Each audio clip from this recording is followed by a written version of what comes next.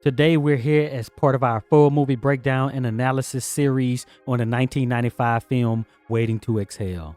In this series, we've decided to create a separate video for each of the women's stories so that we can fully examine what happens with each character without time constraints. This video focuses on Savannah's story. Be sure to check out the description for links to videos on the other ladies' stories in Waiting to Exhale. Written by Terry McMillan and directed by Forrest Whitaker, Waiting to Exhale chronicles a year in the lives of four friends, Bernadine, Savannah, Robin, and Gloria, as they literally wait to exhale and find peace with their romantic relationships. I'm Heit. And I'm Cheri. You've discovered Axiom Amnesia. I can't wait to talk about this movie, but first, we want to thank all of the supporters who've helped to make this video possible.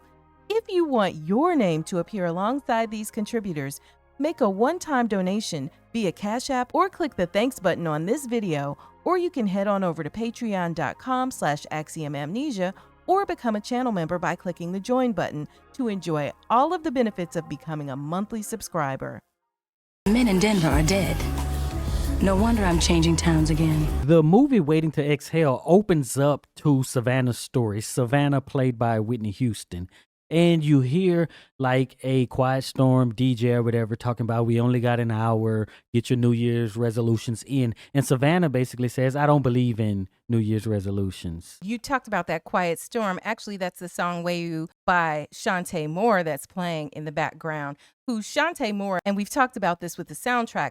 Shantae Moore is actually the thread, I feel like, that holds the soundtrack together because she did background on a whole lot of these songs on here. And in fact, if you catch the Babyface NPR Tiny Desk concert on YouTube, she's actually on there singing one of the songs that she sang because she sings backup for Babyface for this concert. Anyway, so Savannah has told us that she has moved from Denver to Phoenix, Arizona, and it's New Year's Eve. Yeah, she said the men in Denver are dead, and no wonder I'm changing towns again. This science seems pretty odd. It's almost like Savannah is on the search for men. That's what it sounds like at the beginning of the film. Yeah, that, hey, no men in Denver. Let's hopefully maybe in Phoenix there'll be some men. Here it is, New Year's, and I'm geeked up for a blind date. So in the next scene, we see that Savannah is getting ready for this blind date, and she said that this guy who she's been playing phone tag with has invited her out to this New Year's Eve party. And she is doing this thing that we discussed in the last video that we did on Robin, where she's sort of talking to herself, but in her head, right? And she's telling her story up to this point, you know, that she has been praying to God for a man, you know, a good man who would behave and act right. A long time ago, I asked God to send me a decent man. God's got some serious explaining to do. And she was sent these four men, and she names them off. And then Kenneth is the last man, and that's going to be important because he comes up later in the movie. And ultimately, we find out that she doesn't trust men. The truth is, most men are deaf.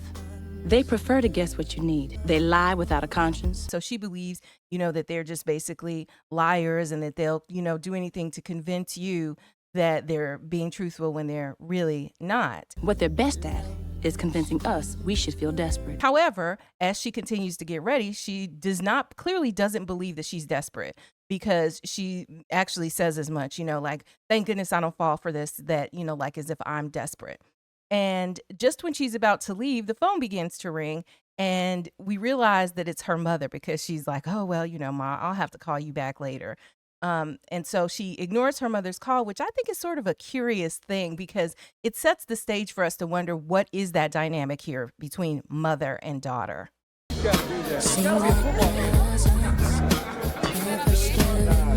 So Savannah arrives at this New Year's Eve's party, and she's walking in. Clearly, she's by herself. And when you look at Whitney Houston, she just was a beautiful woman.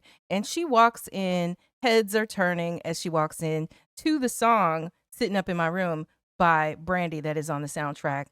that, was a hit. Pretty much everything they released from this soundtrack was a hit back when this came out in So 1990. originally the song was on the soundtrack? That's the Yeah. origins of the song? I never Yeah. knew that. It was written that's where this came from. And then Brandy put this song on her album, I think that came after this as well. Oh. But it was from the soundtrack. Babyface did the thing.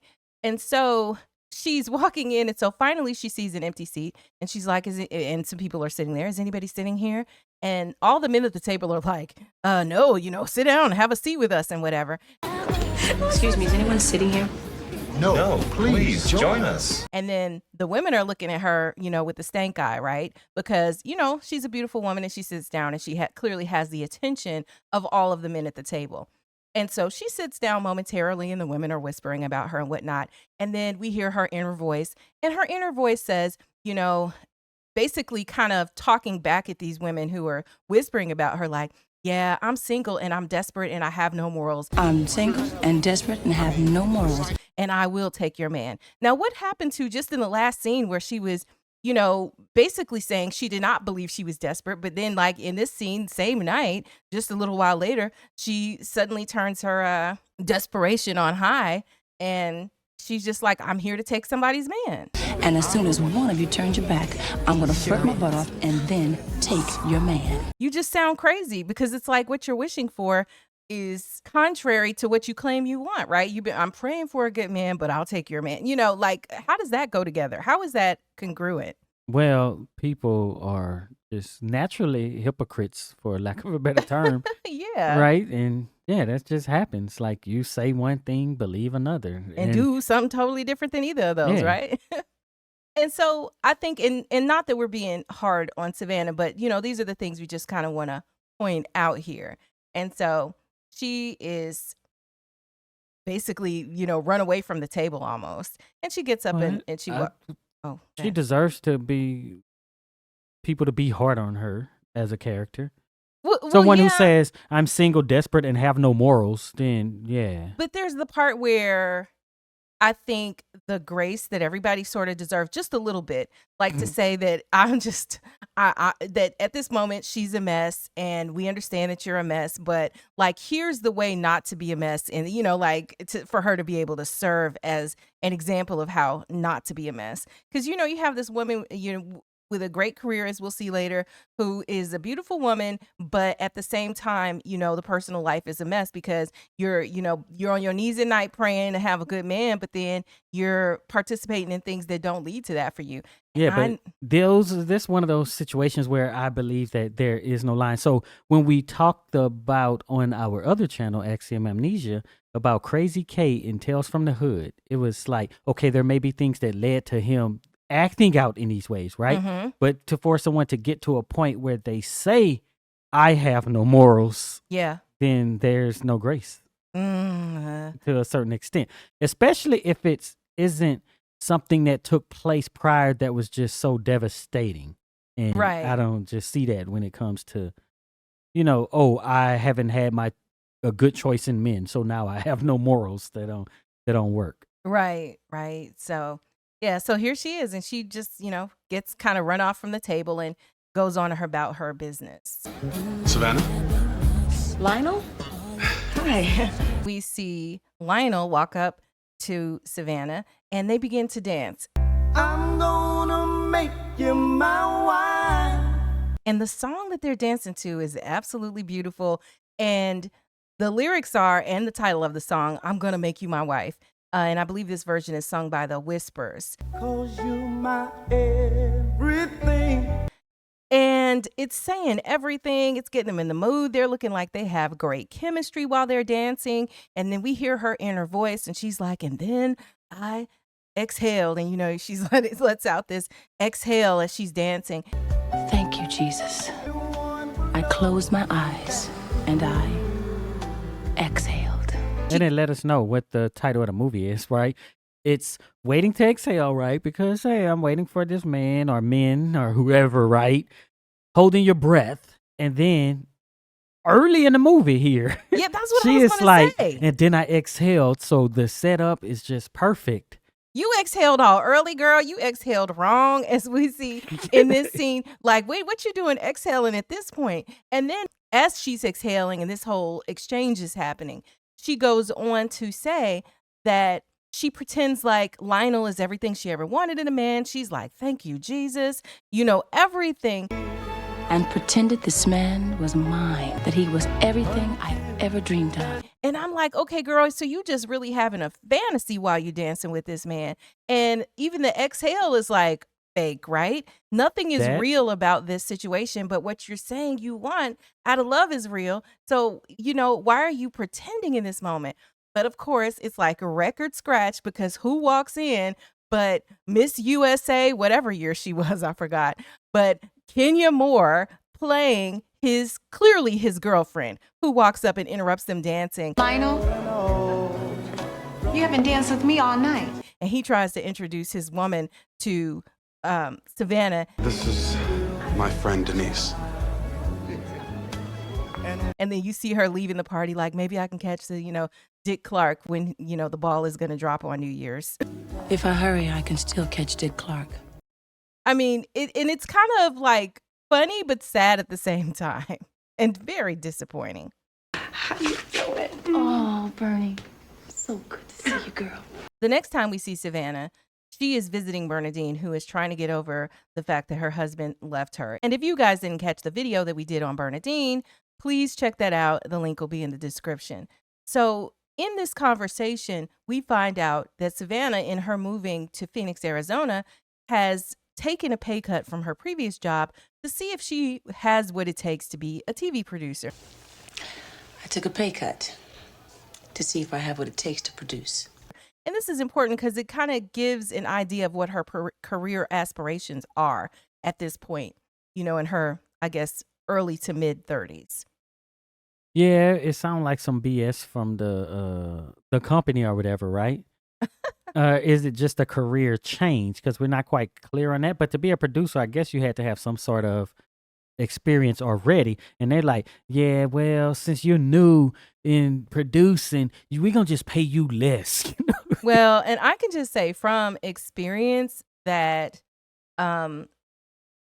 these TV stations and whatever, they notoriously pay really, really low. Like the only people who probably get close to a living wage are some of the more popular on-air talents in large areas, like for the news and whatever like that.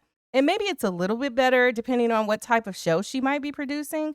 But I don't get the idea that, like she's going to be big balling, which is sort of like maybe a little bit of a contradiction because she clearly looks like she's living well. She looks good, looks like she has, a nice car that's new for the time and her clothes look good. You know what I'm saying? Yeah, and she has rich friends, right? So John and them are rich and Bernadine. Mm-hmm. But I don't know how well they know each other. So we know that Savannah just recently moved there and Bernie is like, so how's the new job, right? As if they already knew each other. But she's like, nice house, Bernie. So did they know each other before and she moved over and now? Yes. How did they know each other according to the movie? Well, I think we could just guess about that. They had a relationship prior to this. But from watching the movie where we are, if I'm watching this in 1995, then it don't seem like they know each other all that well. But then at the same time, maybe they do. Yeah, and I just think maybe she hasn't been to this house for whatever reason. She's there to comfort her friend through this breakup. And, we find out a little bit about her career. But one of the important things that she did say is some of us are still on that dream tip or dream trip. Mm-hmm. Right? Some of us are still on that dream trip, girl. Suggesting that, hey, I still have dreams and aspirations and you're in this state, because her dream was crushed. Bernadine's dream was crushed, with her husband. And yes, we did talk about that in the video. Yes. I didn't think I'd ever see him again, but he did call to apologize. The next time that we see Savannah, she is sitting there waiting while, guess who, but Lionel, the guy who she met at the New Year's Eve party, is brushing his teeth and stuff. That's my toothbrush. Is he crazy? Using her toothbrush, how nasty, in order to kind of get ready to come to bed with her. And we hear her inner thoughts again, and she's telling the story of what's happened. This guy has no real income. chain smokes reefer. And we find out it's been 5 months since she's been there, and It's been 5 months. And he has gotten on my last nerve. she's saying basically that she thought she would get a piece. So she clearly knows this guy has somebody. My fantasy was to get myself a little piece. Well, not exactly my feet. But she doesn't care. She's like, my body needs it, and I don't have to be in love to do it. I don't have to be in love with him to do it. Hell, my body needs this.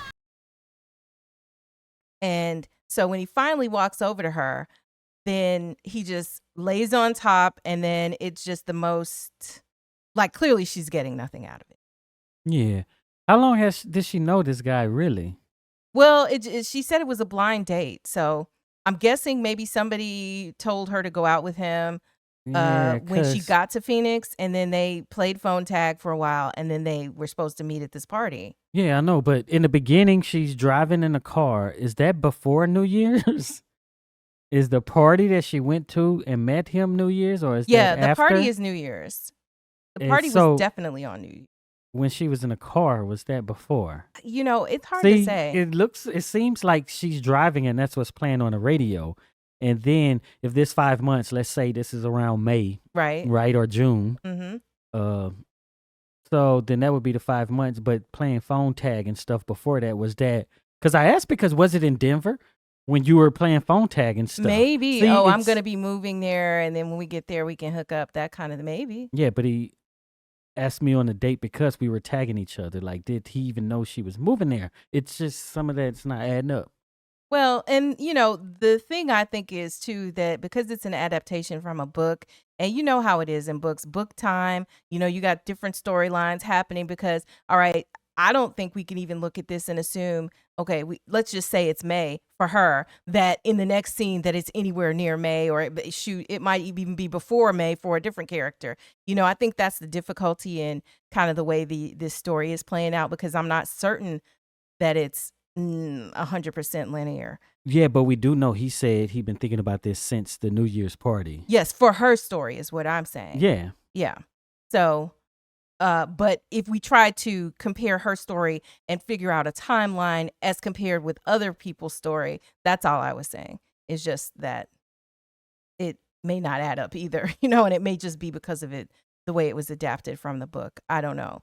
But, he just basically climbs on her, is making these noises, and I think it's supposed to be comedy. And it is maybe a little bit funny, but I think that she is kind of too old to be having these kind of encounters in this sort of situation. Now I'm a keeper at the damn zoo. Well, she said she needed it, but it makes me think of our media, right?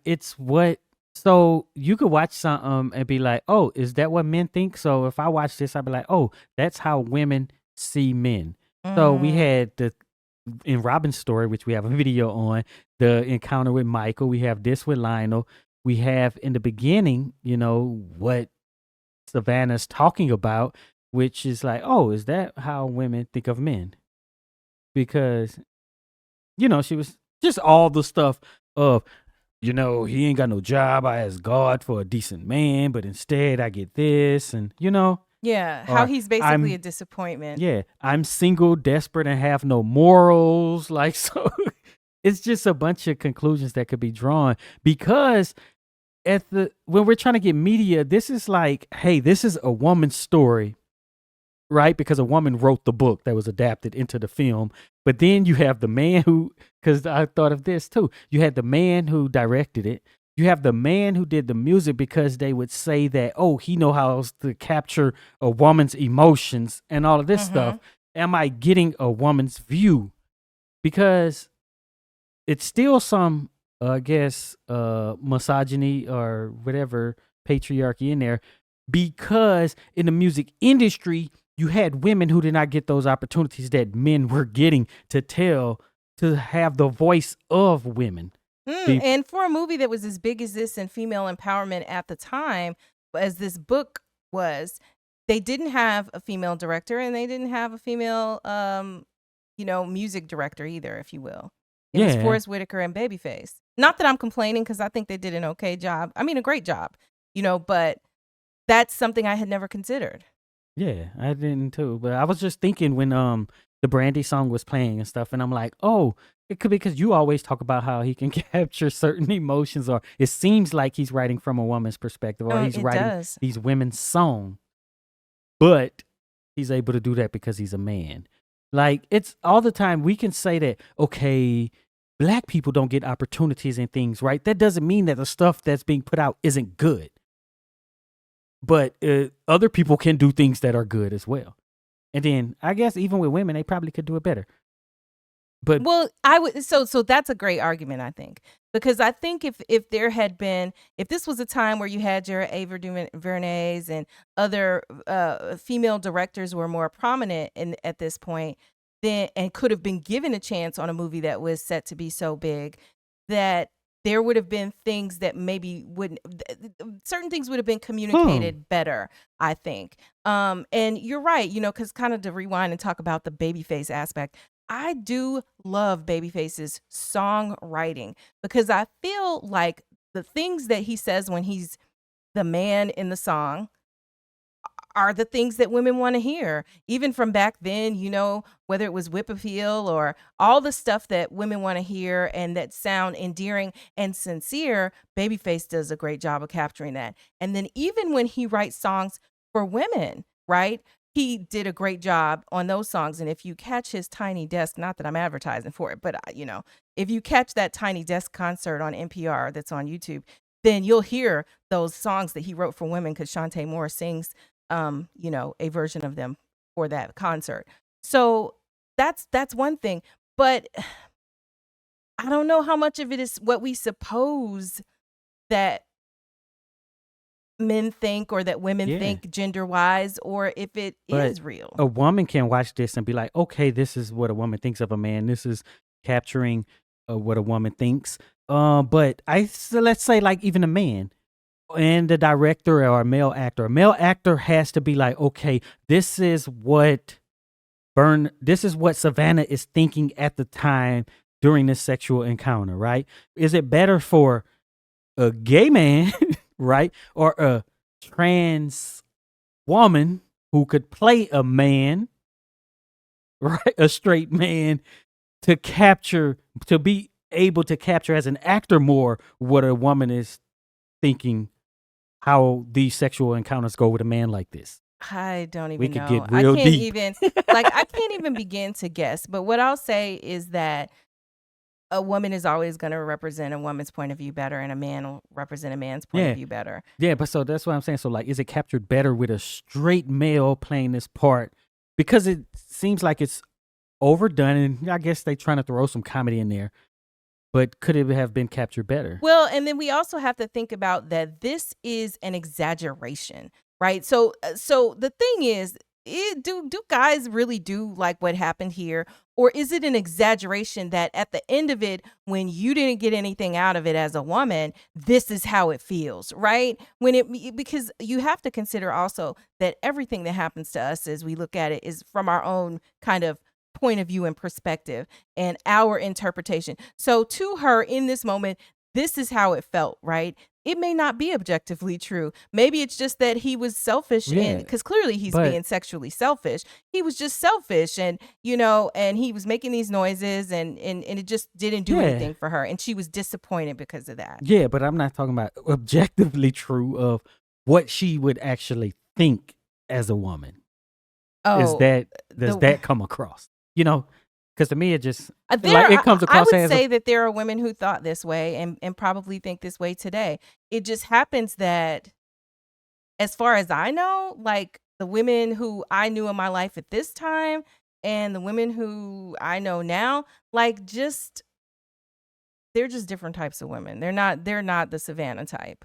So even the idea, not that, they don't have their sexual desires to be like, I need it, that kind of thing. I just think they're just a different type of woman. So, whatever is going on with Savannah, and she's just like, well, I deserve it, I need it. It's just Savannah's going around about things kind of in a stupid way, in my opinion.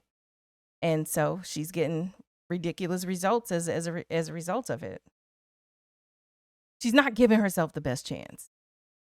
Well, it's still early yet, girl. I hate to be the one to break it to you, but this is as good as it gets. The ladies all go out for a night on the town at the club, and we kind of get an idea of what the dynamic of the friendships happen to be between these ladies. So clearly it's like Savannah and Bernadine, because we were talking about it earlier, are kind of closer friends. They're sitting next to each other. And then we see Robin say to Savannah, like, this is as good as it gets, because, she's familiar with this club. So, this is it. It's not going to just start popping all of a sudden. And then we have Gloria on the end. And so Bernadine gets up to go and dance with this guy. And, the three of them are left there at the table to kind of talk and get to know one another. But at this point in the movie, because if you're watching all of the other scenes in between, because we're only doing the scenes with Savannah here, then we've realized that Gloria is the one who is the salon owner and the beautician for, the ladies. And so that's how presumably Robin and Bernadine know Gloria. And then you have Savannah, who's come from Denver to move to Phoenix, Arizona, and she's just meeting these two ladies when she gets there. So she's the friend of Bernadine, and so, she's being welcomed into the group. So then when Bernadine starts dancing with this married guy and she's clearly flirting with him, the three women have this dialogue about the fact that he's married. He's also very married. And Savannah defends Bernadine, is like, damn, y'all, she's only dancing with him or whatever, She's only dancing with him, y'all. Damn. Oh, she flirting with that man. Clearly, I think they are kind of close friends. But at the same time, this gives us some insight into who Savannah is, because she doesn't see this as off limits. It's all good. We know she has no morals. You said it. She straight out said it. And, it's funny because we really kind of rode Robin hard in our Robin story video, where, Robin was talking about, I'll slam dunk him tonight if she don't want him, that whole thing. But really kind of Savannah and Robin are, two peas in a pod with that type of attitude. Bernadine is newly willing to just, be the side chick. I was trying not to say side chick in this video. But I guess can't go without saying it. But that kind of side chick behavior. If his wife's at home, he better watch out for me. Y'all bad. Well, here's another bit of insight into Savannah. So they're talking about Herbert and everything. And she makes the comment as they're talking about continuing to interact with Herbert and all, that she goes, y'all bad. Like, I'm not bad, but you all are bad. And it makes me think back to what you just said a few minutes ago about that, that's the hypocrite in people, right? Where she's really kind of a hypocrite, because at least Robin is just what you see is what you get, right? She's like, I'll slam dunk him. But you have Savannah over here pretending like she's not a side chick type when she actually is, right? She's hiding that piece of her no moral action. I got a few questions on the Colin Powell episode. In the next scene, we get to see Savannah at work, and she's playing her, I was going to say voicemails, but back in 1995, it was probably from her answering machine, right? We hear that, somebody's talking about the Colin Powell episode. So I feel like maybe she's like works for a news station, or she's in the news magazine kind of, like maybe a 2020 type show. But anyway, so then we hear this deep voice that you guys all can recognize probably without seeing him, because it is the Allstate man. Savannah, this is Kenneth. Hope you haven't forgotten me. Kenneth is clearly the Allstate man, who is Dennis Haysbert. I think he has one of the most recognizable voices, and maybe just from being the Allstate man, among other things, because he played in a whole bunch of different movies, and he was in 24 as the president and all that. So, yeah. Yeah, but you have James Earl Jones, Morgan Freeman. True. And there's one more. I can't think of who it is. But yeah, but I always assumed that she worked for the news station, because you kind of do see the logo or whatever. Oh, you're right. But they were at the party or at the club. They were talking about Herbert. He's a newscaster or a sports agent or something. If she's right there at the local, if she's in news and locally, then she would be like, oh, no, that's not a newscaster, or he is a newscaster. She would know. Yeah, she didn't even say anything about it, right? She just kind of observed. And maybe that's how it is when you're the new person at the table. You just sort of sit and figure out where you can fit in. And so, in this message, Kenneth says, hey, I got this medical conference next month and I'm going to be there and blah, blah, blah. I'll be out your way next month for a medical conference. It would mean a lot to me to see you. She talks about how she used to crave that man and how he treated her like a lady. And once you get used to being treated well, you can't go back to bullshit. And her next thought, she's like, but I know who gave him my number. And then she calls her mother. Mama, why did you give Kenneth my number? Of course he asked for it. Why? Is he coming out there or something? And her mother is played by Starletta DuPois. And if you have been following along on our other channel with the movies that we have done, we did cover a movie, South Central, and she was the nurse in South Central. So Starletta has been in a lot of different things that we're familiar with, which is why she seems like such a familiar mother type of character. But I have to say that Savannah's mother is just a mess. She is just a complete mess. So her mother was more excited about Kenneth coming out there than she was. You tell me. Girl, he gonna be out there on the 26th. Ain't you excited? And we find out that Kenneth is married, of course. The man is married. Well, how happy can he be if he went out of his way to find me to get to you? But her mother is giving her bad advice. Her mother is like, get up off that high horse. Every woman needs a man. Ooh, girl, ain't you excited that he coming out there? Her mother is advising her to pursue a married man. Girl, I'll be so glad when you get up off that high horse. Every woman needs a man. This kind of reminds me of like a real situation that I was in. Oh my gosh. So she was like, Mama, he's married. And then the mama was like, she said, well, he must not be happy or whatever. So one day I'm at work, right? And it was two women. Right. There was, I guess, kind of an older woman and a younger woman. And, we would talk to each other. And then one day the younger woman came up, about her being married or whatever, right? When we were talking. And the older woman told me, well, ask her if she's happy. Ask her if she's happy. So they were closer, right? Because they actually worked together. So I'm pretty sure that they done talked about this because I just assume that's what women do. So this older woman just basically wanted me to push up on that woman. Yeah. Another old woman giving bad advice. But anyway, so she was saying, just go after her because just ask if she's happy. I guess I don't know why.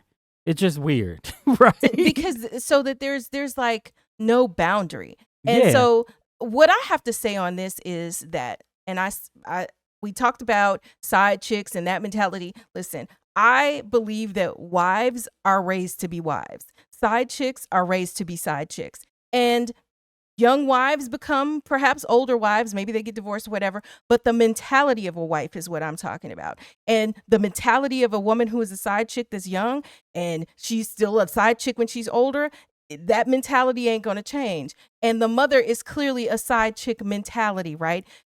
In her mind, she really believes that her daughter can snag this man out from under his wife. A, that it's not a moral dilemma at all to her. And B, that it's actually possible when, like we talked about before, this is not something that happens often where men are leaving their wives for their mistresses. Like this is only the dream, just like when she was waiting to exhale, when she was dancing with Lionel.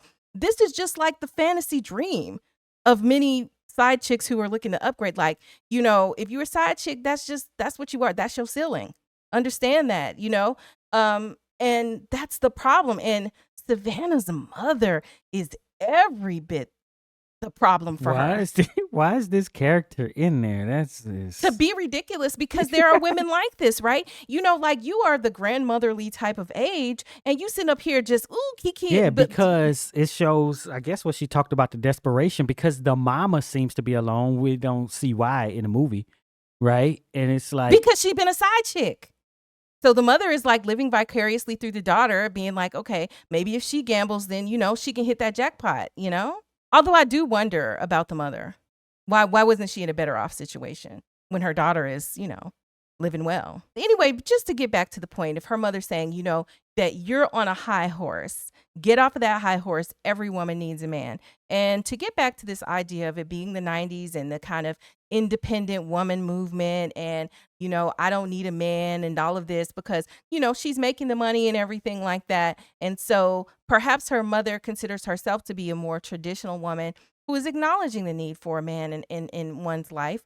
And the daughter, she's looking at her daughter like, look, you're taking a long time to kind of snag you a man. And she's trying. Now, what I'll say about the mother, I believe the mother cares about her. I believe the mother believes that she's giving amazing advice to her, but it is indeed bad advice. And I'm definitely not going to give him any. I'm seeing Troy now. Yeah, but you know what he does, Robin. We have a scene where Robin is talking to Savannah on the phone. So when Robin's situation, we have a video about it. What she was going out with this guy, Troy. They went to a party. He ended up, she seen him getting some Coke or whatever. And the conversation is kind of about that and that he wanted her to meet his mama because, she was kind of upset about what was going on at the party. And he sprung that on her to try to keep her. And she's talking to Savannah about it. And she's like, oh, you expect him to just say I'm a crackhead? He says he only does it sometimes. Girl, what do you expect him to say? I'm a crackhead? And really what's happening here is Savannah is acting as a mentor to Robin because she is older. And I guess if they weren't friends before, they're clearly becoming friends. And she's basically like, what did this man tell you in 3 months? What in 3 days? What has happened where this man just think that you should meet his mother? What have you done in 3 days that would make knowing you so deep? So she kind of giving us some older lady advice, but I think that happens a lot where people can give advice and stuff and it be total contrary to their sort of situation, right? Where they may need advice as well, but they're still able to give out pretty solid advice. Yeah, where it's hard to apply to your own life, but you can objectively look at somebody else's situation and kind of, parse it well and say, hey, this is what's going on and this is what should be done. And I guess that's, it's always easier to kind of look at somebody else's situation than it is maybe to examine your own objectively. Yeah, and so I do like what, that budding friendship that you see starting to happen between Savannah and Robin here, because Robin definitely needed somebody to be giving her advice because it didn't seem like anybody was really giving her advice. And the difference here is like in the last scenes where we were talking about Savannah's mother giving the bad advice, at least here Savannah is giving good advice. And maybe this is part of the push and pull between Savannah and her mother because Savannah maybe desires to be a different type of woman. Well, clearly, because she was pushing back on the mother. Mama, he's married, and she's trying to resist the temptation, but the mother is getting in the way. And the mother gave Kenneth her work number, basically ran everything down, and he's just showing up, like, yeah, we meeting when I come out there. So if it wasn't for the mother, then what we see in the later scenes in the film don't happen. Mm-hmm. So she's trying to resist it, but some things is kind of harder to resist. So she is trying to kind of different from her mother. So she is able to give good advice to this younger woman. And maybe even able to know what's right, because there are the characters who just seem completely clueless and do the wrong things because they just don't seem to get it. And I feel in a lot of ways that's how Robin was. And then there are the people who have, even though she said she has no morals, maybe we ought to think about that with Savannah. She clearly has morals. She's just not abiding by them. I think she was being facetious, right? That too. Because she know what she was doing is wrong with Kenneth at least. Mm-hmm. And, so she's like, hey, y'all need to watch out because I don't have any morals. Because people kind of have that self-talk to beat themselves up at times, and that could have been what was going on there. Put his card in my wallet. Now I can't seem to find my wallet anywhere. Oh, that really surprises me, Robin. So in the next scene, we see their later phone call that happens after Robin breaks up with Troy. And Savannah's like, so you know who got your wallet now, right? So Robin, I guess you know who's got your wallet. Because this big thing had come up like we were talking about where her wallet had come up missing. And Savannah was trying to get Robin to see that Troy was the one who stole her wallet. And Robin is just like, you think he stole my wallet? And then Savannah's like, I got to go. Like, I can't believe this. You think he stole it? Robin, I don't believe you. Goodbye. I got to hang up. And we did have a debate in the video on Robin about whether Troy really did steal her wallet or did Robin lose it or whatever, And there was a discussion on the community tab, right? Yes. And we asked in the poll, do you think that Troy actually stole Robin's wallet? And 94% of you, 94% of you said yes. I personally felt yes, that was the answer. And, I do know how you were saying, I don't know maybe, if he did it. Maybe. I didn't say maybe. I said, I don't know if he did it. The rest of us believe firmly that he did. Because I could tell you why that is. Because Savannah characterized him as Because this channel is 75% women. That is true. This film is, I think a lot of women identify with these characters and stuff. So, it's okay. So this guy is terrible for her. He stole it. And he's shown to do drugs. And that's how it goes.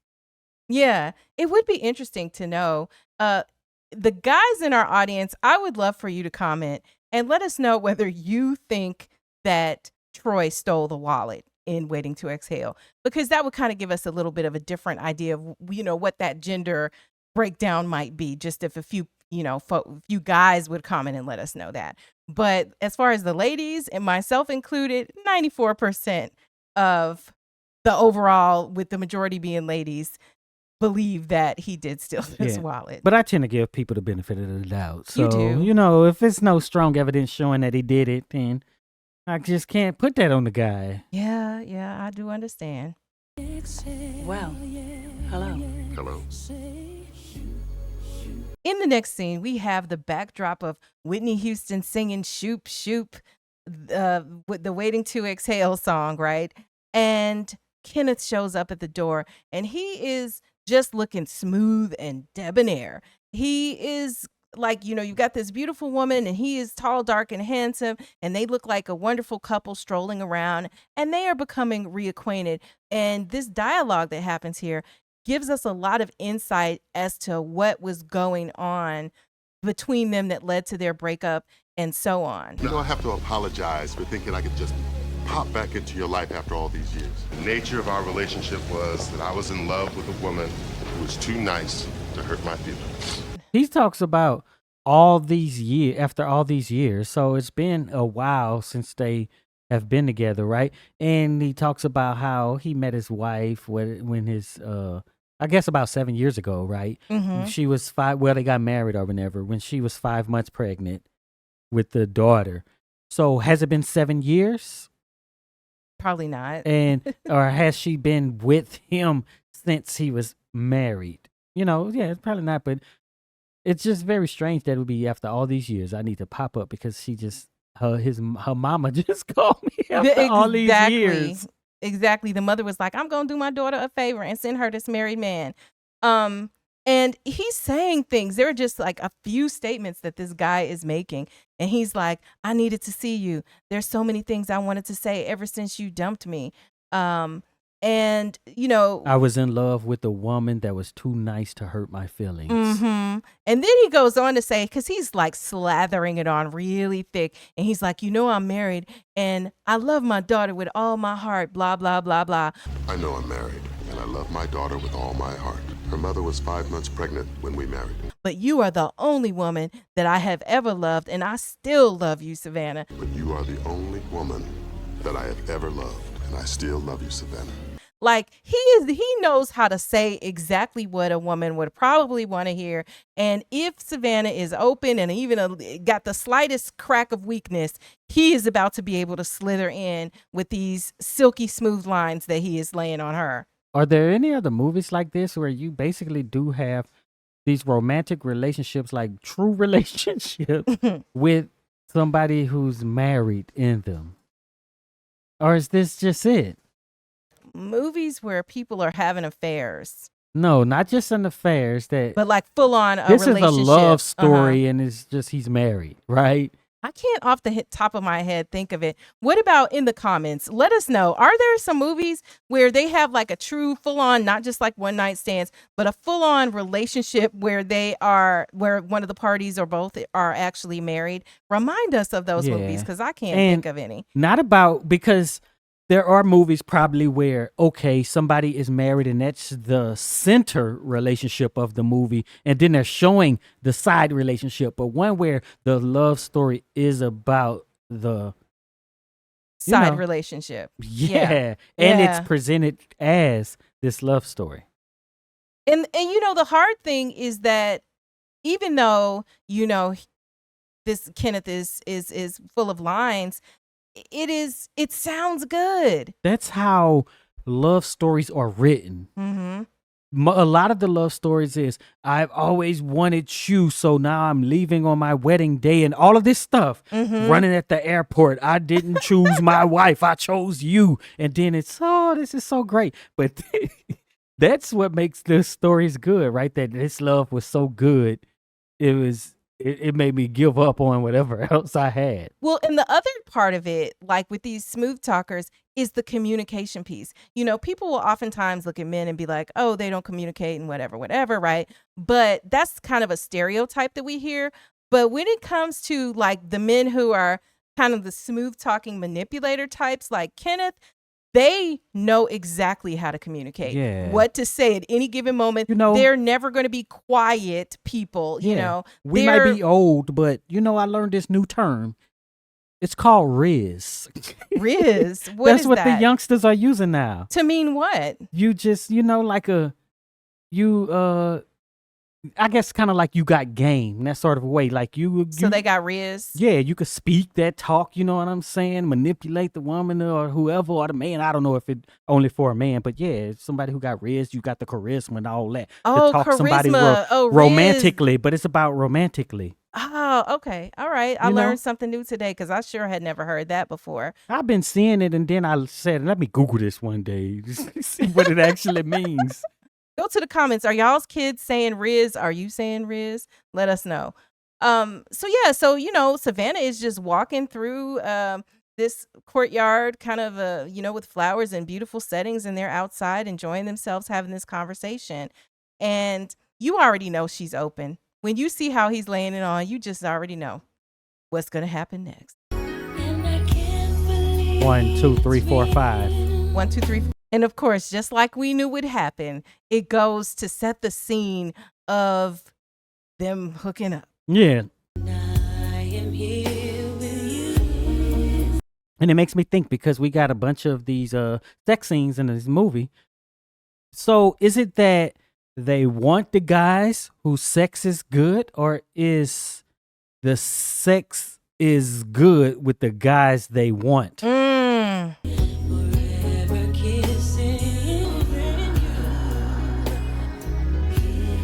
Ladies, in the comments, go ahead and explain the answer to that, and I will do my best to represent here. I think it could be both. I think if you're not interested in having more than just a physical connection with the person, then it's just all about, I need this. My body needs this. Remember how Savannah was talking earlier, right? Yeah, but she didn't like it. Exactly. Hello. And you can like it even if you just only have a physical connection. But I would suggest that the man that you have feelings for, it's just gonna be that's the one that's gonna have the hold on you. And I have to laugh because there is this woman who used to be, I forgot her actual name as far as the moniker she would go under. But anyway, it was Alexis K. Tyler. And she would stop laughing. But she would have these lectures, and she would talk about, she would say, like girls, explaining what these sexual relationships are with women, and how, basically don't be running around, just letting any man do stuff and, be all up in your body like that. Hitting the root. Yes, that is one line that she would say. She was like, don't let him hit the root. Don't let every man hit the bottom of your vagina, the root of your vagina Because if you do, it's over. She might start cursing or screaming out all types of profanities because he done hit the bottom. And now her mind, she insane. Her mind ain't good. And, you know, I would just cackle because, I mean, this was years. This might be 10 or 15 years ago in the early days of YouTube when she would be on. I think she's still around and you might be able to Google and find some of those videos. That's essentially it. Because you are going to be open when you love that man. Because she loves this man. Like, let's be clear about it. Even if it's wrong, even if it's whatever, she loves this man. And look at how that love scene with Kenneth is, if you juxtapose it against the love, well, I can't even call it a love scene. The sex scene that she had with Lionel, Kenneth cares. Kenneth is, you know, caressing and rubbing her. Kenneth is making sure that she's in the moment with him. He is kissing her. I asked that question because it could just be the perception of what happened. Okay, it could be. And I would argue that if it is the perception of what happened, it's because she loves him, right? Yeah, so is it, you know. And I also just got to say before we finish this part that the song that's playing in the background while this is going on is Faith Evans' Kissing You. And even the lyrics to that song are just on point with what's going on. She's like, I can't believe it's real. I can't believe it's you. I can't believe it's happening. You know, I mean, and child, Savannah has a big old exhale. And I'm like, girl, you didn't exhale twice in this movie. Bruh. And even this exhale is like, it still ain't real. It's not real. And that's the sad part. Happy birthday to you. In the next scene, we have all the ladies there, and they're there for Gloria's birthday party. And at one point when the party slows down, we have Savannah making the statement that this song that's playing, Hurts Like Hell, sung by Aretha Franklin, that is on the soundtrack, an amazing song. She's saying somebody had to go through this, but these songs are made to make us feel like we have a chance of experiencing a love like this. Why do they write these damn songs? Shit. Somebody had to go through this shit in order to write it. I think in her mind, she's trying to work out the fact that she can't keep the faith anymore in a way, right? She's feeling like, okay, maybe this is as good as it's going to get. I'm not going to get that is just a fantasy to be able to maybe have her own good man and all of that, right? As she's reflecting on this in the party. Yeah, it's that. Is it that art reflecting life, right? Mm-hmm. Is it, because then maybe there's some hope for me, but if not, then yeah, this is just fantasy that people are writing and it's not really realistic, or it's not anything to aspire to. And I think that makes a good point, because we do have these movies and stuff that we watch, and it's like a lot of people do get their morals or get their hope and aspirations from movies. Yep. Like, you know, what's the one with Jennifer Lopez and the Manhattan Maid and stuff like that? Like Made in Manhattan. Like, yeah. Where, you know, or Pretty Woman, right? Where the prostitute can marry the rich Or billionaire. And Snow White and stuff. mm-hmm. Like Fairy tales, really. It's all kind of like modified versions of fairy tales. You think about, you know, Cinderella and Snow White and Sleeping Beauty and all of those fairy tales that are from many of our youths. It's sold, I feel like, deliberately to girls who eventually turn into women to believe that, like, number one, this is the brass ring, finding the, you know, knight in shining armor who's going to make everything okay and sweep you off of your feet and has all of every perfect quality in the world, and there'll never be any more problems once he comes along, you know? But the irony is what we talked about with Babyface, you know, making all this music in the 90s, writing for women and stuff, that he didn't go through that. Yeah. Because, I mean, think about every song on this soundtrack he wrote. He wrote Not Gonna Cry, right? Mary J. Blige singing that. And you would believe it felt like a woman wrote it, right? It felt like it came, ladies out there, you know, it felt like it came, like you could really feel how the pain that she felt after the betrayal of her husband leaving in this movie. I guess that's the thing, but as the fortunate or unfortunate, depending on how you look at it, kind of representative of the male perspective here. Do you feel that fairy tales are sold to men? Like, do men feel the pressure to be the knight in shining armor like we see in fairy tales? Yes, but you also get I can get with the most beautiful, popular girl, right? How? What do you mean how? You mean from the fairy tale gives you that idea? Yeah, the fairy tales, the love don't cost the things and stuff like Oh, that, yeah, right? yeah, okay. Yeah. The end of Family Matters. Yeah, Steve Urkel marries Laura Winslow. Yeah. So that's just how it goes. But Or I is think it engaged. works. Yeah. And then there's stuff that's like, hey, you two can be rich, right? Because that'll attract whatever woman you want, in theory. But the things that men aspire to, you're going to get that from the media. That's a good point. Bruh. Just never mind. What? Just a lot of the movies, like, hey, you could be like Old Dog. You could be like Yeah. Bishop and Juice. People aspire to this, the stuff they see. And people are impressionable. And what I find is, especially younger people, the movies that I watched when I was a child or a very young adult, they had a bigger impression on me than movies I've seen as an adult, right? They give you something aspirational. Yeah.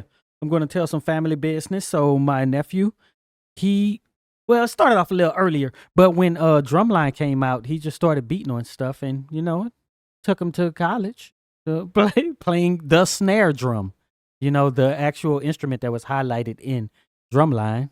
In influence, right? Yeah. It influenced him, and then he started, and then he took it up. And that's one thing, like that movie Drumline, I think it influenced a lot of drummers. I think way more people were trying out for the drumline after that movie than before.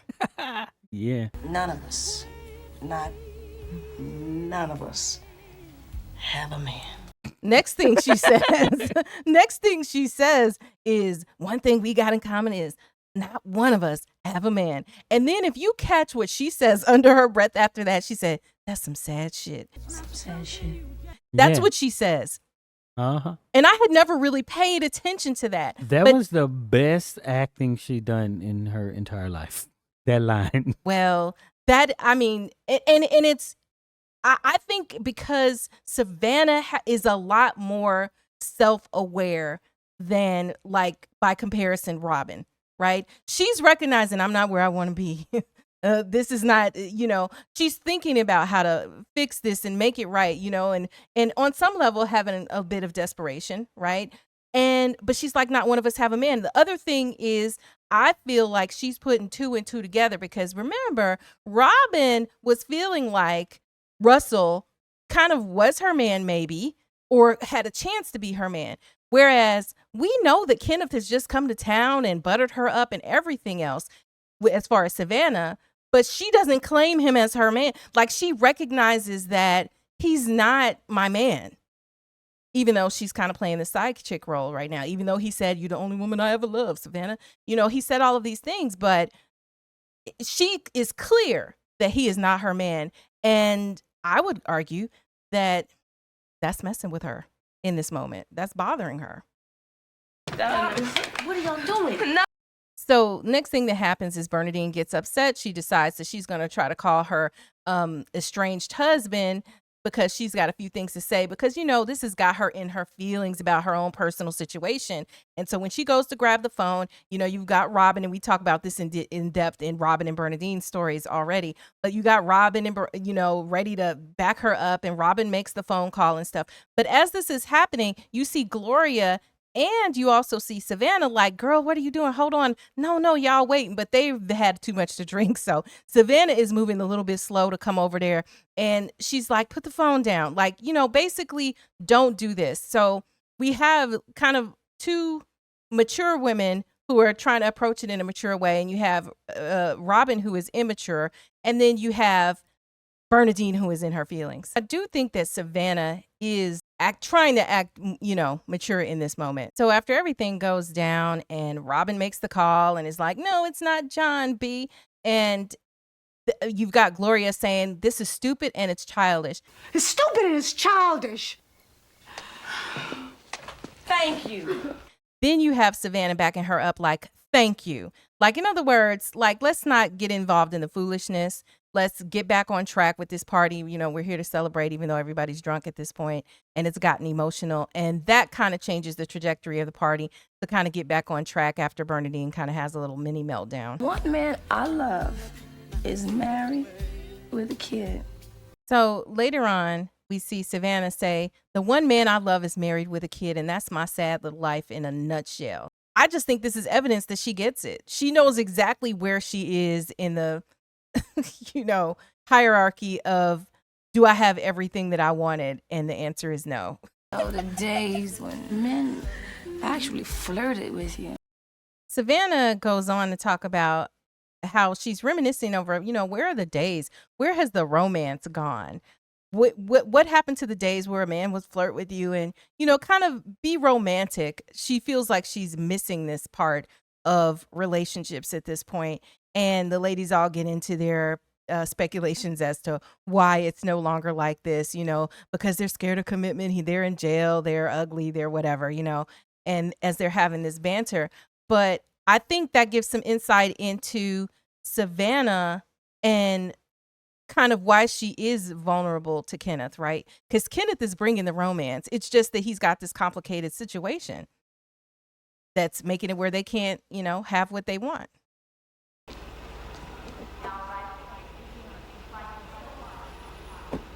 Savannah done picked up Kenneth from the airport. I know, and he came walking up looking with his sunglasses on, suit on, and everything like that. And by the way, we didn't bring up the fact that he's a doctor. So he would be considered a really good catch, as far as his income and everything else too. So after Savannah picks up Kenneth from the airport, the next thing we see is she's in bed and she's clearly contemplating something. And I feel like her conscience is getting to her, being laid up with this married man and knowing that it's kind of headed nowhere. Like she just basically is on that back in the loop she was in before they broke up, kind of no future, no promise, but here you are laid up with this man. And he also doesn't live in town, right? So it's a long distance romance as well as all of the rest of that. And so she decides that she gets up and decides she's going to call her mother while he's laying there sleeping in the bed. Hi, Mom. Did I wake you? So after she's talked to her mother for a second, she's really asking her how she's doing. And the mother confesses that, they've cut her food stamp. They cut my food stamps to $57 a month. Ma, how the hell have you been getting by? And she's really struggling. And she's just been trying to make do off of what she has. And this is a tough one because I think within our community that, and just living in America, period, the price of cost of living is expensive. It's expensive almost no matter where you live. I mean, this was 1995, but the point being that it's always been hard. Especially, I'm presuming that she's probably retired or something like that, or, on some type of a fixed income, right? And without multiple incomes in the household, it can be very difficult to make it. Like when you think about it, it doesn't matter what the setup is, whether you maybe, when she was younger, if she was living with somebody or whatever the deal might have been, if you have two incomes, that's about the only thing that makes it possible to be able to afford, all of the rent, mortgages, whatever it is, and utilities and the cost of living. And so when I think about Savannah's mother, I wonder what preceded, because I was speculating earlier when you asked about, why she was in this situation, maybe because she was a side chick in a sense. And I don't mean that to judge being the side chick part of it, but part of the consequences of it would be that the money is not guaranteed, right? It's when that man is he's supporting, but he could walk away at any moment. A husband, true enough, could do the same, but there's going to be some legal obligations surrounding that if that were the case. And I just feel like many of the women who might pick that route or who find themselves as, having gone through that as they get older, when they look there, who are they going to have? Mom, be down at Western Union first thing in the morning, okay? And it just sort of makes for a lot of struggle. And thank goodness for her children. Yeah, that's what I was kind of trying to get to earlier, is that so you have the mother, she, when they were talking, you could see that she was alone, right? And she don't want that life for her daughter.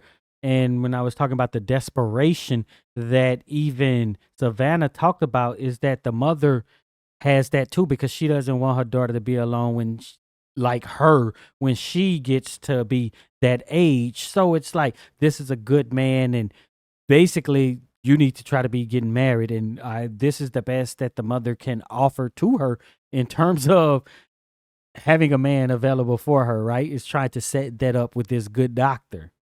Because presumably, like, if you were a doctor's mistress, like, and as long as he's doing all right, he could probably set you Yeah, up but I nicely. don't think it was about being a mistress.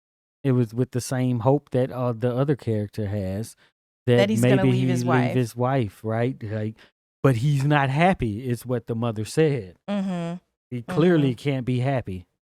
Yeah. Yeah. I mean, it's tough, and it's, I think, a lot deeper, because that's the part that also, I feel like that's the part that people don't think about, because, when you're young and healthy and all of that stuff, you look at the mother, she's having probably ration out her meals and stuff like that. When you're young, you don't think about that as a possible future for yourself. Yeah. You always think that there's some type of hope it'll come together.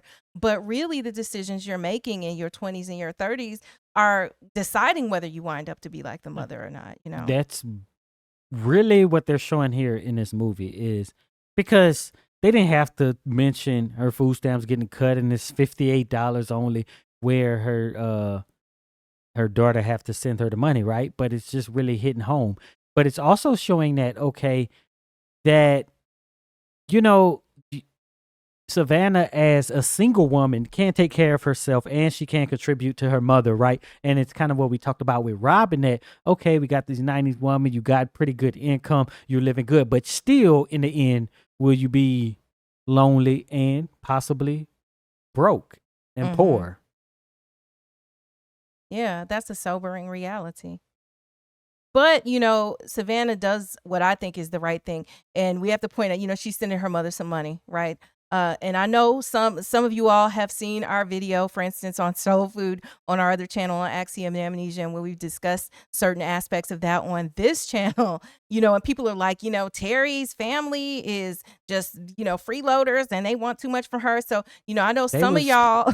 They was even talking trash about Big Mama. They talked trash about Big Mama ain't nothing, and she's wrong than Terry. And so, but the point is, I do think that there is an obligation to your parents and your family to try to do right by them. And I know everybody here isn't going to share that, but that just is my personal opinion. And I think that Savannah did the right thing to send her mama some money. And I would even be suggesting that, because look, the mother is not getting any younger, right? It's only going to go, and I don't want to sound like this, but it's basically, you got to figure out how she's going to take care of her mother moving forward, because she's going to need some taken care of. And you might as well just figure out, okay, mama, stamps is this, I'm gonna send you this to kind of help make through, because she's sending her a lump sum right now. She told her to go to Western Union, but I would suggest even that she probably needs to think about just some type of regular supplement to help her mom get over. So, because it's like kind of not fair that you're jet setting and, laying up with this married man and your mama over here ain't got no food. That ain't right.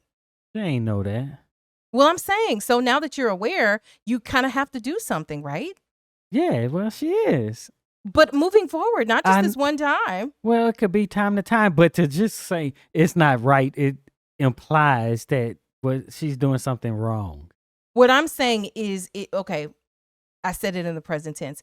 It wouldn't be right if she just gave the lump sum here and didn't think about what the future for her mother would be on, because you look at it and she said they cut my food stamps. So is the next 1 month, are the food stamps going to be higher? Are they going to be, are you suddenly going to have a windfall of cash? Like, the writing is on the wall that there needs to be something to help stabilize her mother. Yeah, that's all I'm saying. Maybe this is not the conversation for that, because this is immediate.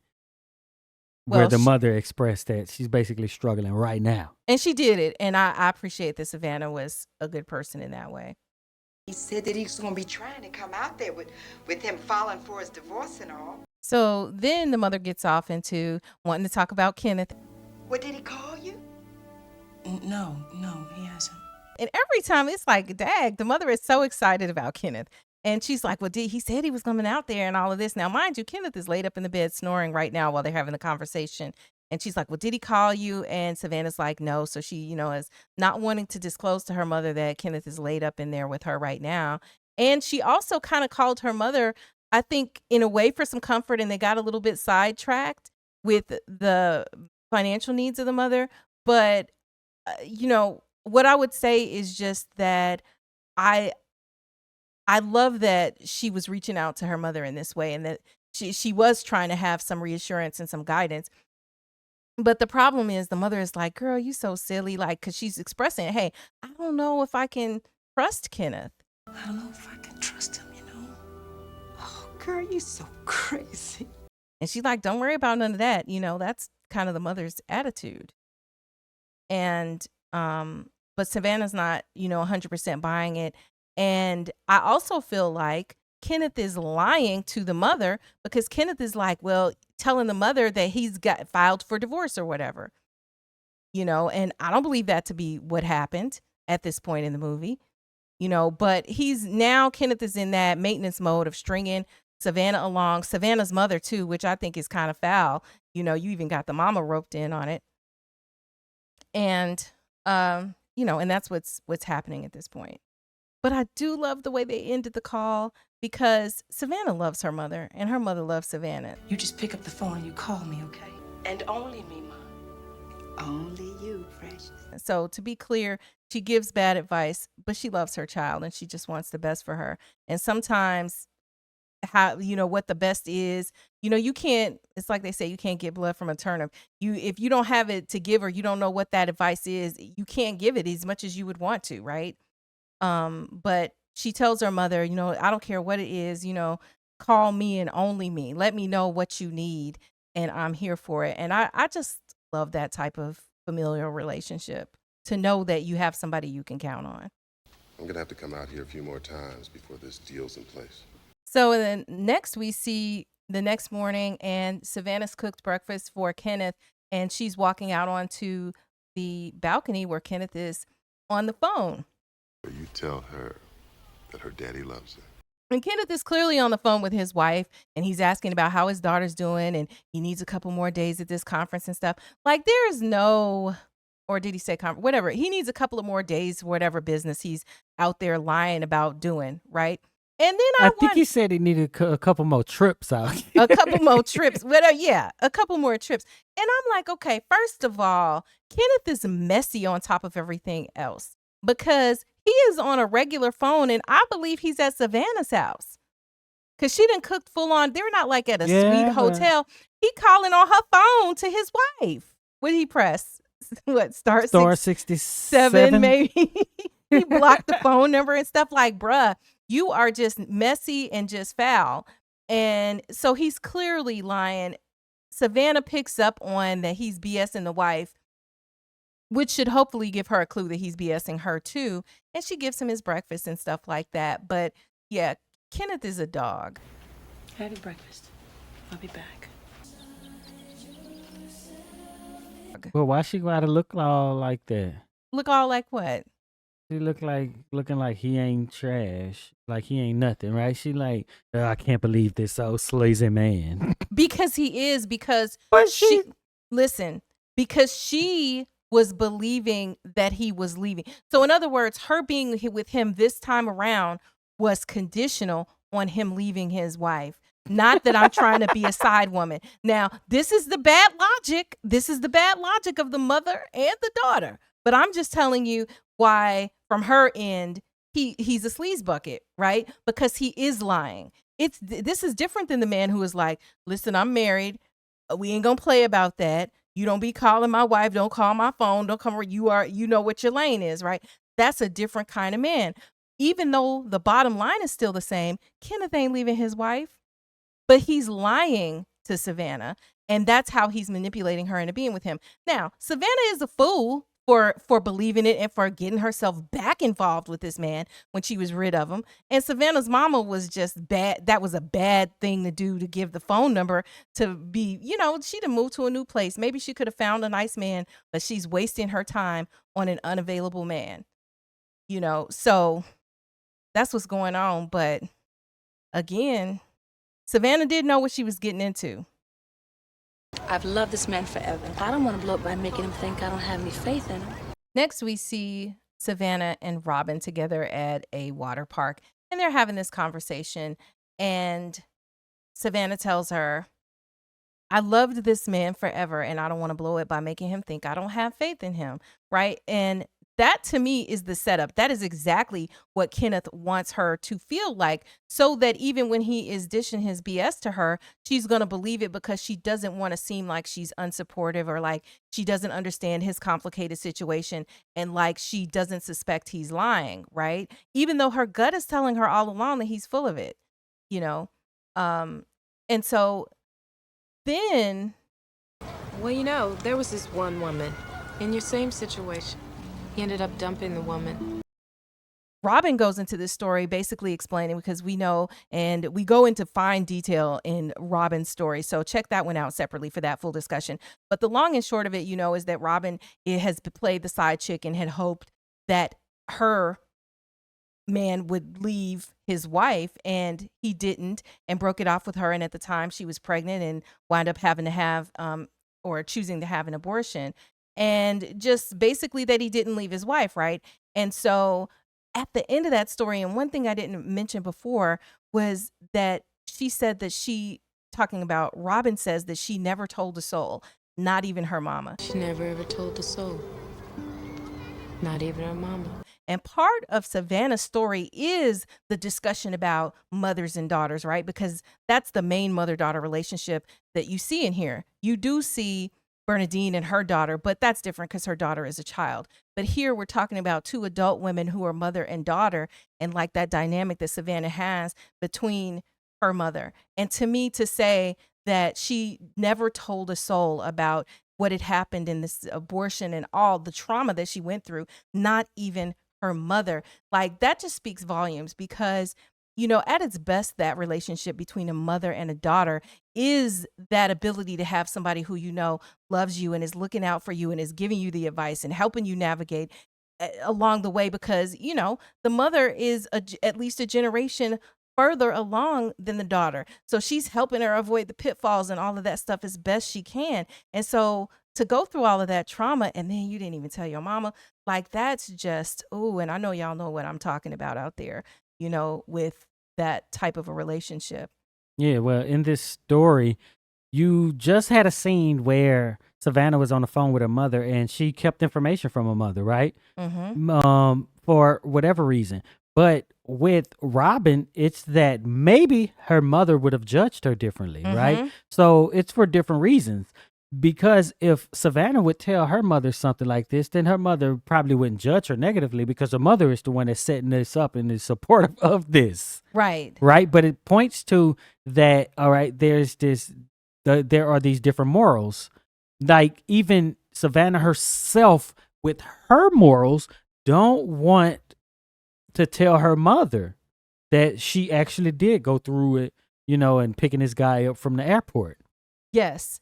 But I would say that they both didn't maybe tell their mothers these things because of the potential for judgment. But even in Savannah's case, it would have been judgment. And the judgment would have been, well, why are you doubting him, girl? He there. He's sleeping. He laid up with you. He loved you. You know what I'm saying? That would have been the conversation, which is maybe some type of pressure that she didn't want. And so the mother, because she's always dropping that would have came silly. after. Girl, you being, So the question was he there? Did you talk to him? And then it's giving reason, right? If she just said yes, then it's not. Well, she knows her mother well enough to know that if she gonna want to know the deal. And so if she was straight out and was like, yeah, he's laid up in my bed now, the mother would have been like, girl, why is you on the phone with me? He over there. Tend to him. Goodbye, because that's what the mother is trying to get her to do. And so any doubts away from the thing that the mother thinks is right for her, the mother will be having kind of a judgment, right? And we see that in the small ways, not like huge judgment, I'm not talking to you kind of thing.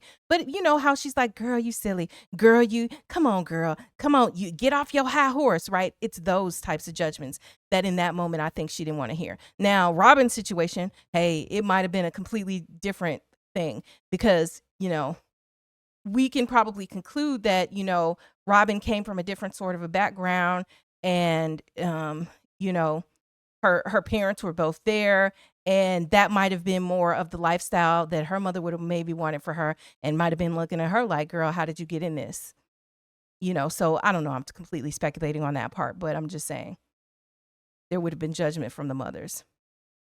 So in the end of this conversation, though, this is where Savannah says to Robin, but he did leave his wife in the end, right?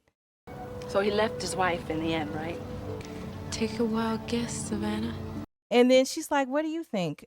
Basically like, no, of course he didn't leave his wife.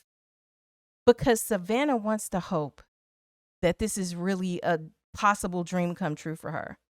But her gut is telling her that you already know the answer to it.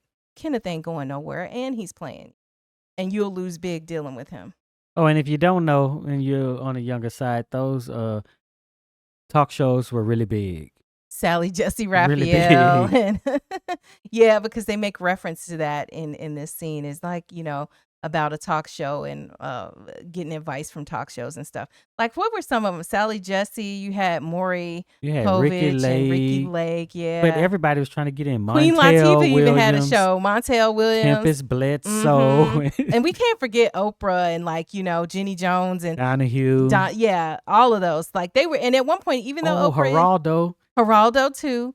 Did we say Montel? And even though Oprah, evolved into doing all of these kind of more self-help things. Listen, when Oprah first started, I was a child when I first started watching Oprah because living in Chicago, she had that show AM Chicago. And this is what it was before it was called like the Oprah Winfrey Show and was syndicated all over the United States. It came on in the morning in Chicago. And when I was a kid, I would see that show. And then later on, when she became the Oprah Winfrey Show, she was gully. She was doing them ratchet subjects, just like everybody else, talking about caller. And then the caller would be like, that is my husband on the stage with his mistress. Yeah. She was doing real lowbrow. Oh, we can't forget Jerry Springer. Oh, yeah, Jerry Springer. Look, rest in peace, I guess, because he did just pass away. You're right about that, Jerry Springer. And Jerry Springer was like, and that funny enough, that show was filmed in Chicago as well as Oprah. And I Maury? think Jenny Did Jones we mention too. Maury? Oh yeah, we mentioned Maury Povich. So yeah, so these are this was a big popular culture thing back in the 90s. My daughter's had 104 temperature for the past 2 days. Kenneth has come to town again, and he's a little bit late, and Savannah's there waiting. And then as soon as he comes in, he's talking about, making excuses about his daughter and how she was sick with a fever and blah, blah, blah. Just sounding like the run-of-the-mill BSer. I mean, Paul has been beeping me on the hour every hour all damn day. Right. And in his discussions, he starts complaining about his wife. And I'm like, And this is another thing that just lets you know that Kenneth is like complete trash. She's like, yeah, and you would think that she would know just to give, do what I said and give her some, medicine or whatever. And she's beeping me on the hour every hour. So now, and this is, I think, a common thing that happens is that, the dude wants to get into the habit of like dogging his wife or his main chick or whatever the case might be, right, to the side chick to make, I don't know, I guess some type of enmity between the two of them. And it's just like, really, dude, you got to go there. You're already out here cheating and lying, but now you got to be dogging her out, to the side chick. So why'd you even come? Because you are the most important thing. And so he goes on to tell her, you are the most important thing in my life. And one of these days, she's not going to have me around. One of these days, she's not going to have me around to bug about this shit. And you know what that reminded me of? It reminded me of when Richard Nixon was resigning or about to resign. He's like, one of these days, you're not going to have old Dick to beat up on. I want you to know, just think how much you're going to be missing. You don't have Nixon to kick around anymore. Just some old bull. And it's just, it's really, it just sucks, how he came. But at least you can tell by the expression on her face that she's not completely buying it. But then he drops the bomb on her. Every trip I make, I dread going home. And I'm convinced that this is what I want to do when the time is right. See, he this is what I want to do. And then he slide that in at the end when the time is right. But baby, the time is just not right now. It's just not right. But this is what I want to do when the time is right. It would be the wrong time for my daughter. It's mostly financial, but, and then my daughter, and if I left right in this moment, right? So it's clear he's never leaving. We're going to have to wait a little bit longer than I expected. He's never trying to leave. He just needs to have you on the side to fly out with every so often. Yeah, and it's just that conversation that she had with Robin. basically. But the real line is, I know the kind of person you are. You want to do the right thing as much as I do. Kind of person that you are. That you want to do the right thing as much as I do. You want to do the right thing as much as I do. Yeah. Well, what is the right The thing? right thing is not leaving his children at the wrong time. That's the right thing to. So let's Yeah. dissect that for a minute.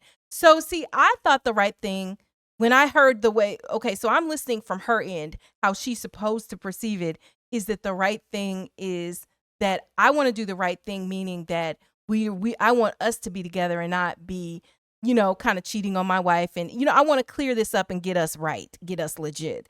That's how I looked at the right thing. But I never thought about that. The right thing is I'm not leaving my, like he's low key telling her this. Yeah, it's like now isn't the right time. She pregnant, got a baby coming along. The finances Well, she ain't pregnant, right. but, the daughter wants a sister. No, the daughter thinks she's having a sister because she's pregnant. Because she probably is pregnant. Yeah, and the right thing is to make sure that these kids are all right, because you 33, you ain't got no kids. You could just wait around for me, but my kids need me as well. So you're a good woman. You understand. So see, you throw that ego on there on people. It does numbers. And she treats me like a lady. Or he treats me like a lady. Remember, that was one of the things she loved about him, right? Yeah. And so he's being respectful and he's like saying, you're a good person. It's all of this stuff.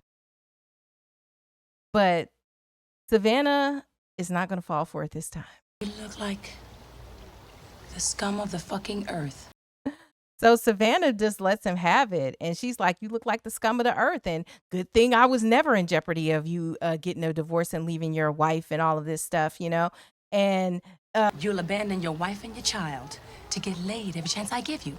His response to me was kind of funny. Like, what, you and my wife working for the same people? What the hell's wrong with you?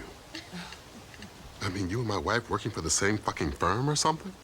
Because they sound the same, right?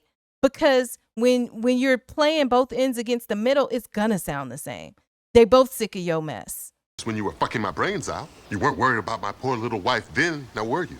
When she does this, you can see his face change. Like, he can't believe she done came out of this bag. He done laid it all thick, and look at this. I couldn't see past what I wanted. Wait a minute. Whoa. And he's like, oh, well, hold on, because she gets up to leave. And he's like, we got to talk about this, without all the anger. But we need to talk about this some more. I mean, without all the anger. It's like you legit are sitting here after you jerked both of these women around and not understanding why especially Savannah would be angry in this moment. Because you have been lying about the situation. And I don't know, people get mad when you lie to them directly. She wasn't so mad about him lying to his wife or whatever he had to do to try to extract himself and all. But, it's the personal offense of lying to her and betraying her through, what he did. The drinks are on you. Hey, damn it. So, it ends up basically with her walking away from him and him looking like he's all confused about why it's happened. Kenneth just called me and told me how simple you acted. So the next scene, we see Savannah at work, and her mama done called her on her job with this mess, talking about Kenneth called me up crying and told me about how simple you were acting. He was actually crying. And men don't be crying over no woman unless they love them. Like, the audacity. Yeah, because men don't be crying over no woman unless he loves them. Ma, I am sick of you telling me how I should live my life. These are some of the best lines in the movie that happen in this scene while she's on the phone with her mother. And what we see is her just being fed up. And so she's setting boundaries with her mother. And she's explaining, like, listen, I'm sick of you trying to tell me everything about how to live my life and who I should be. Mama, I'm 33 years old and I live alone. Yeah, tell me about it. And she explains too, I'm 33 and I live alone, and that how it's tough because she's trying to accept that she may have to live alone forever.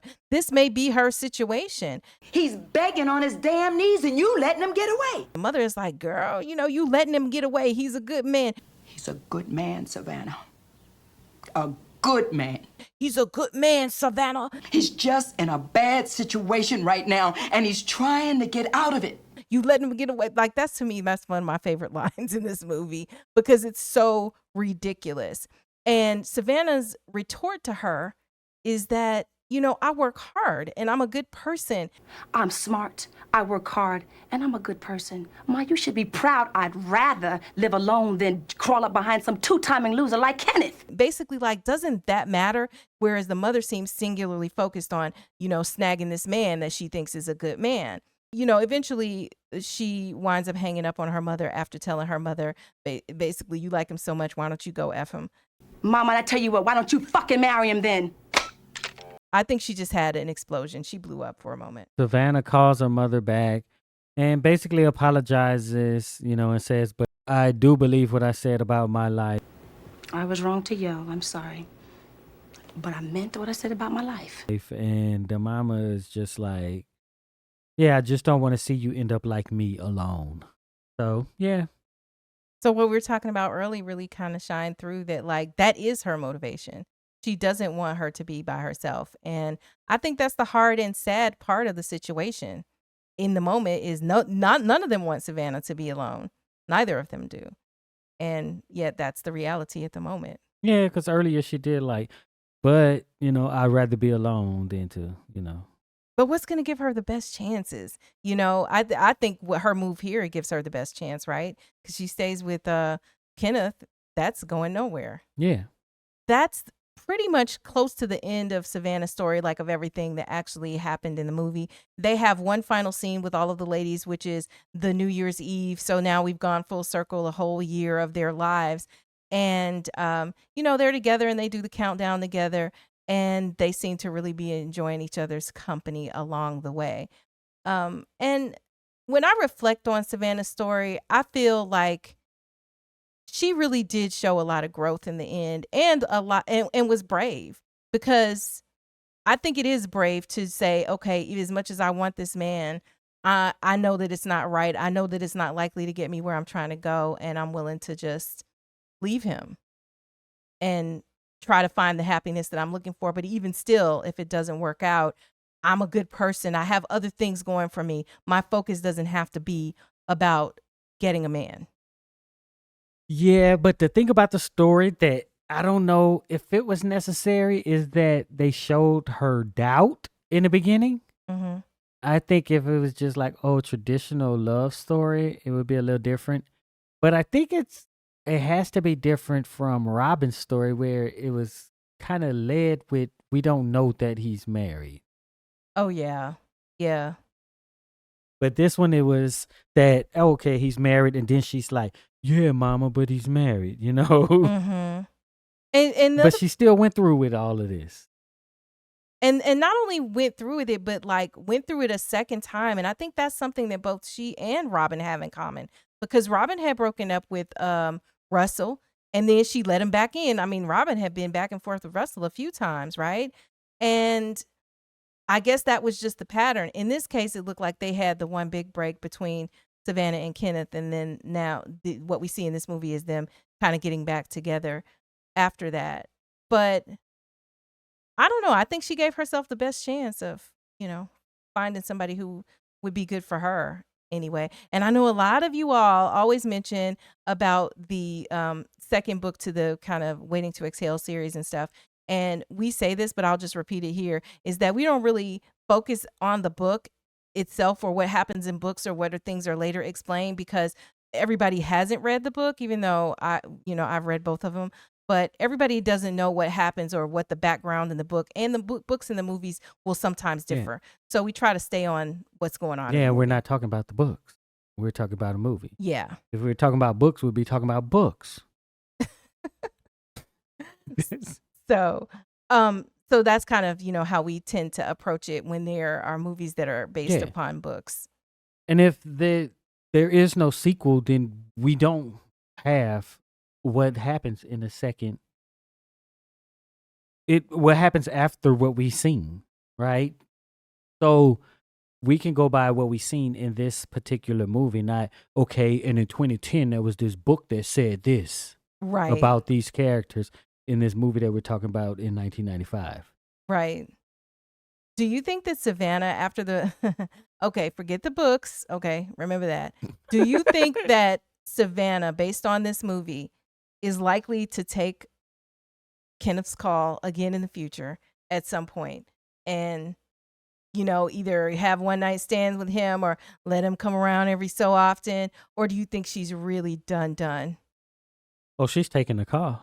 You think? Yeah. So the movies always end on those good notes like that, right? So she stood up to Kenneth, stood up to her mama, but that call's gonna come. Just like when she decided she was gonna leave him, he still flew in. Mm-hmm. That didn't have to happen, That's true.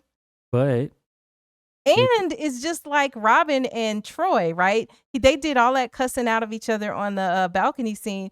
But then later, when Robin is laid up with Russell, Troy actually called the phone and she answered yeah. and talked to him. I can't talk right now, but like she was clearly entertaining at the fact that he would ring her phone. So, Yeah, but it could be, I guess it's good for some people to think that what happens in the end is definite, right? mhm. So then, yeah, she didn't take his car or nothing, and she found some other guy. Maybe she got with Herbert. Herbert. They saw each other. Herbert was They married. saw each other. Herbert was working on the news. Herbert is married, though. So you just be, side chick number 3. Maybe he really left his wife. Well, all I know is I think that the only way she could avoid him is to like not take his call. Like she can't have any interactions with Kenneth because she's just weak for him in that way. In the moment when she stood up to him, she mustered up enough strength to be strong. But when a man got that kind of hold on you, you just you need time, distance, and definitely not interaction. Not if you don't want to be caught ensnared again. Yeah. To me, that's what I would say. But thank you so much for joining us for this very long segment. And so far, we have done 3 of the 4 ladies. And so if you've been keeping track, Gloria is the next story that we will be covering, the last and final one of Waiting to Exhale. And we can't wait to bring that to you next, too.